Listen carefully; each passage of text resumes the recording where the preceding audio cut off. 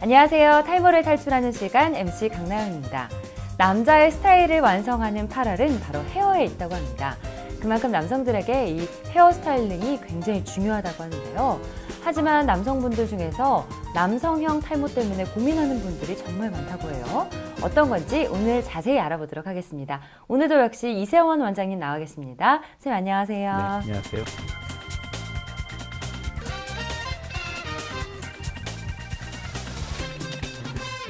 네, 선생님 남성형 탈모 정확히 뭔가요? 예, 남자들한테서 흔히 생기는 탈모죠. 다른 병이나 뭐 신체 질환과 연관없이 우리 이렇게 M자 앞부분이 파이거나 가운데 쪽 정수리가 파여 보이는 흔히 얘기하는 대머리를 남성형 탈모라고 얘기합니다.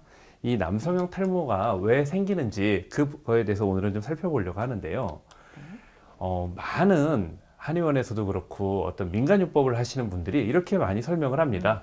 간이 안 좋아서 혹은 몸에 열이 많아서. 저거 많이 들어본 것 같아요. 그러세요? 열이 많아서 한의원에서 항상 탈모 치료하는데 보면 네, 여기 맞습니다. 열이 많이 모여서 그렇다고 네, 하더라고요. 맞습니다. 자, 근데 우리가 이걸 좀 더 과학적으로 생각을 해보면요.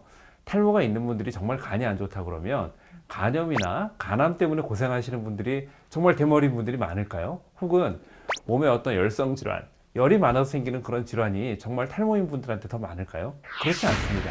대머리가 있는 분들이라고 해서 그분들이 신체가 부실하거나 한 게 아니고요. 그분들도 역시 건강하게 잘 생활하시는 분들입니다. 조금 이런 얘기들은 약간 비과학적인 얘기인 것 같고, 남성형 탈모, 대머리의 진짜 문제는 우리 모근에서 어떤 일이 발생하는지 그 모근의 원인이 있는 것이거든요. 그래서 그 부분에 대해서 좀 더 과학적으로 살펴보는 게 좋을 것 같습니다. 우리 모발에 영향을 미치는 이런 요소들이 있습니다. 이 부분을 우리가 머리털이라고 볼 수가 있고요.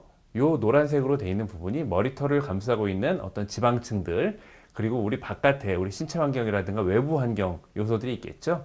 모발 자체의 원인이 있고요. 모발 주위 지방층이라든가 그런 영양층의 원인이 있을 수도 있고요.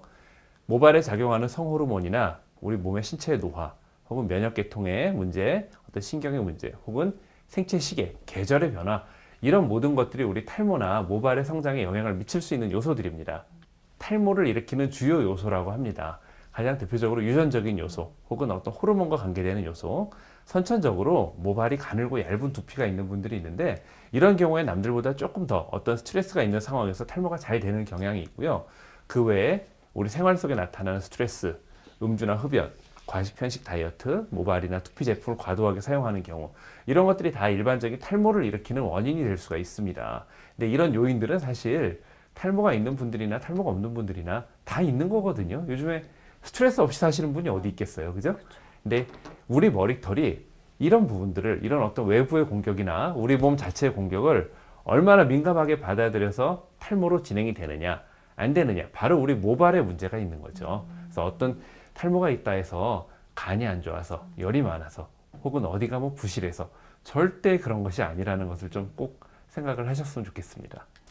흔히 탈모의 중요한 원인으로 유전에 대한 얘기를 많이 해요. 그래서 뭐 부모님이 이제 탈모가 있는 경우에 자식이 탈모가 되는 얘기를 많이 하는데, 탈모의 유전 패턴은 굉장히 다양합니다.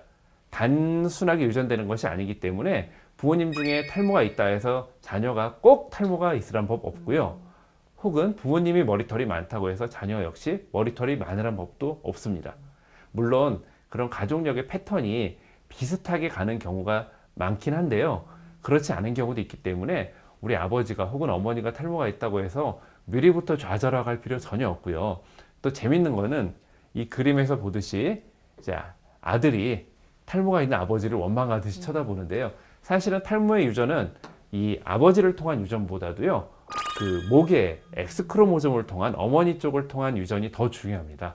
그래서 아버지보다도 외삼촌이나 외할아버지가 탈모가 있다 그러면 좀 더 이런 탈모에 대해서 내가 가능성이 있겠구나 이렇게 생각해 볼 수가 있겠죠. 성호르몬 역시 탈모의 아주 중요한 요인이라고 하는데요. 우리 예전에 이 환관들이 있죠. 환관들은 거세를 했기 때문에 남성 호르몬이 존재하지는 않습니다, 몸 안에. 그래서 이 환관들은요, 예전에 대머리가 없었다고 그래요, 환관들은. 자, 그러면 이런 환관들에게 성호르몬을, 남성 호르몬을 주입하면 무조건 남성형 탈모가 생길까요? 그렇죠. 생겨야죠. 근데 그렇지가 않습니다. 우리가 이 남성 호르몬이라고 하는 거는 굉장히 여러 가지 종류가 있어요. 가장 대표적인 남성 호르몬이 바로 이 테스토스테론이라는 것인데 이 남성 호르몬 자체에 의해서 탈모가 생기는 게 아니고요. 남성 호르몬이 다른 어떤 효소에 의해서 DHT라는 특이한 호르몬으로 변화가 일어납니다. 바로 이 DHT라는 호르몬이 탈모를 일으키는 호르몬입니다. 그래서 어떤 남성 호르몬이 들어간다 해도 이렇게 중간에 변환 과정이 많지 않은 경우에는 탈모가 되지 않고요. 또 재밌는 게 탈모가 있다 해서 이런 DHT라든가 남성 호르몬 테스토스테론의 양이 무조건 많은 게 아니거든요. 문제는 이런 DHT라는 호르몬을 받아들이는 우리 머리털이 얼마나 민감한가입니다. 탈모가 있는 분이나 없는 분이나 남성 호르몬의 양이나 DHT의 양은 사실 거의 비슷해요. 근데 우리 모발이 이 DHT를 더 민감하게 받아들여서 점점 가늘어지는 그 과정이 바로 우리가 남성형 탈모가 생기는 과정입니다. 네. 탈모가 있으신 분들의 그 모발 쪽에는, 모근 쪽에는 DHT가 많은 건가요? 그렇죠. 탈모가 있는 분들의 모발 쪽에는 DHT라는 호르몬이 있고 또 그 DHT라는 호르몬을 받아들이는 모발에 우리 수용체가 있습니다. 리셉터라는 수용체가 있는데 다른 분들보다 탈모가 없는 분들에 비해서 탈모가 있는 분들이 호르몬을 받아들이는 수용체가 더 발달이 되어 있는 거죠. 실제 호르몬의 양이 많다기보다도 물론 호르몬의 양이 많아서 생기는 경우도 있긴 있습니다. 또 많은 탈모가 있는 분들이 어떤 생활 습관과 그런 탈모의 관계에 대해서 굉장히 궁금해하세요.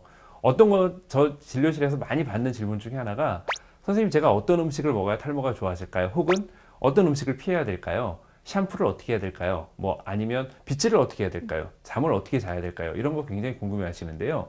그래서 실제로 2012년에 대한탈모치료학회에서 탈모인들 3,000명 이상을 대상으로 조사를 해봤습니다. 통계적으로. 그랬더니 굉장히 재밌는 게 가족력이라고 하는 그 우리 부모님들 중에 탈모가 있는 분들이 아무래도 그렇지 않은 분들에 비해서 탈모의 빈도가 조금 더 많고 조금 더 일찍 시작하는 경향이 있고요. 다른 식습관이나 수면 습관은 탈모 치료에 적어도 이 연구에서는 별로 관계가 없게 나왔어요. 제일 관계가 높은 게 바로 음주와 흡연으로 나왔습니다.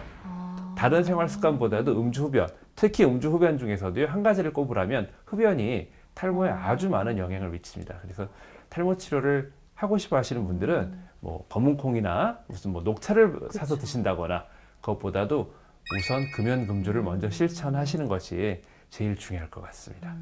네, 오늘은 남성형 탈모의 원인에 대해서 알아봤습니다. 다음 시간에는요, 남성형 탈모의 치료에 대해서 자세히 알아보겠습니다. 저희 준비한 소식 여기까지입니다. 고맙습니다.